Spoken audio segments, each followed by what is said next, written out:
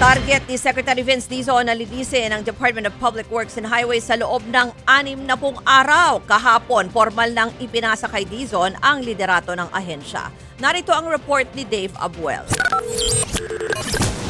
Mismong si dating DPWH Secretary Manuel Bonoan ang sumalubong kay bagong DPWH Secretary Vince Dizon sa tanggapan ng ahensya. Kasunod yan ng formal na turnover ng liderato sa DPWH. Ayon kay Bonoan, aalis siya sa DPWH ng magaan ng kalooban. I leave this post with a full heart, with enduring hope and respect for the department. Mabuhay ang DPWH, mabuhay ang ating bagong Secretary ng Department of Public Works and Highways, Secretary Vince Dizon.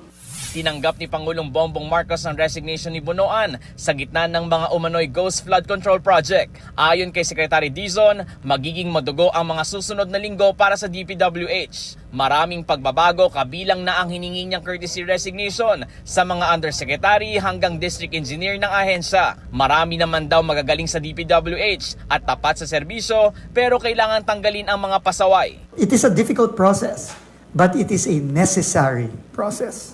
Sometimes it requires a seismic event, to use the language, no? To force that institution to evolve. Isusumite na ni Bonoan kay Dizon ang naunang validation report na ginawa kaugnay ng flood control projects. Sa 1,600 validated flood control project, 15 raw rito ay tag as missing o inaalam pa ang lokasyon. Hindi pa naman ghost. This has to be validated. Most of them are in the first district of Bulacan. And I think there are scattered in some of the regions.